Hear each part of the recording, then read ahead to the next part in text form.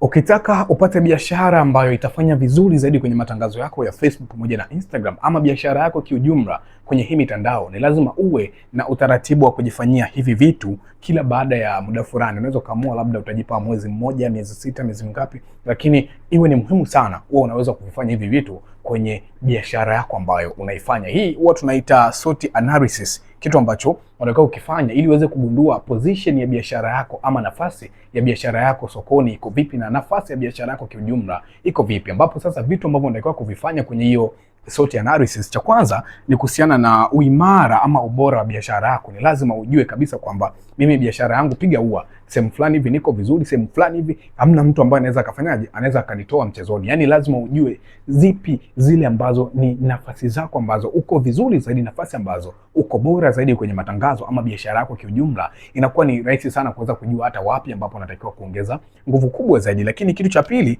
ni lazima ujue pia weakness. Lazima ujue madhaifu ya biashara yako. Sio ukakaa tu ukajiamini kwamba na biashara ambayo iko vizuri. Ni lazima ujue kabisa kwamba mimi kwa biashara ambayo niko nayo kuna sehemu ambayo ina changamoto, kuna sehemu ambayo kidogo nina changamoto nayo, natakiwa kujiboresha, ili ikupe nafasi ya wewe kuweza kuangalia the best way ambavyo unaweza ukatatua hizo changamoto. Lakini lazima ugundue pia kitu kingine ambacho tunaita ni opportunities. Lazima ujue kwamba kwa biashara ambayo unaifanya, kwa mazingira ambayo upo, una fursa zipi ambazo unaweza kuzitumia. Inawezekana labda wewe kuna sosi ambayo unatoa hizo bidhaa zako, inawezekana labda una soko ambalo umelipatia sana, kila ukipeleka bidhaa zinauzika. Ni lazima ujue opportunities ambazo ziko around na hiyo biashara ama matangazo ambayo unayafanya. Na mwisho kabisa, ni lazima ujue kabisa kwamba kuna vitu gani ambavyo ni threat kwa biashara ambayo unaifanya. Ni vitu gani ambavyo vinatishia ustahimilivu wa biashara yako kwenye mitandao ama biashara yako kiujumla. Kwa hiyo kwa kufanya hivi vitu vinne, ni rahisi sana